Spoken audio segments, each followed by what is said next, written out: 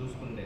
కాకపోతే ఎంతమంది ఆడియన్స్కి ఎవరు నచ్చారు అన్నది మనం 10 వారాల వరకు నామినేషన్ రాని ఇమాన్యుల్ అన్న సడన్ గా 4th ప్లేస్లో రాగానే ఫ్యాన్స్ కొంచెం హట్ అయ్యారని చెప్పి చెప్తాను. అంటే నేను ఒకటే చెప్పాలనుకుంటున్నాను, ఇమాన్యుల్ అన్న నామినేషన్ రావడం వల్లే ఓట్లు తగ్గింది అని నా ఒపీనియన్. ఎందుకంటే ఇప్పుడు మనం ఒక హీరోకి ఫేవరెట్ అయిపోతాం, తర్వాత వేరే హీరో వచ్చి ఎంత పెద్ద హిట్ కొట్టినా మన ఫేవరెట్ హీరోకే సపోర్ట్ చేస్తే ఈ హీరో కొంచెం చేసినా ఈ ఫేవరెట్ హీరో అంటే వాళ్ళకే చెప్తాం, కానీ ఇప్పుడు కొత్తగా హిట్ అయిన వాళ్ళు పేరు చెప్పం కదా.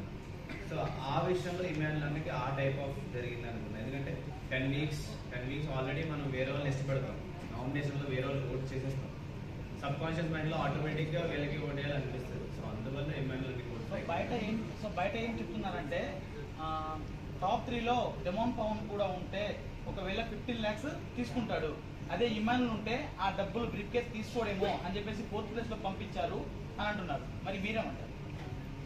అది నాకు తెలీదు, ఎవరు అనుకునేది వాళ్ళు అనుకుంటే దాన్ని మనం చేంజ్ చేయలేం. బట్ యా డెఫినెట్లీ ఇమాన్యుల్ ఉంటే తీసుకునేవాడు కాలేదు, బికాస్ నాకైతే వెరీ నీడ్. పికిల్సా ఇష్టం అనేది అలా ఏం లేదు, ఏ క్రష్ లేదండి. సో బట్ నాతో ఎవరు బాగున్నా మనకు అనిపిస్తుంది వాళ్ళు జడ్జెస్గా ఉంటారా కాదు, బాగుంటే బాగుంటుంది. అది హ్యూమన్ నేచర్ అలానే ఉండాలి కదా.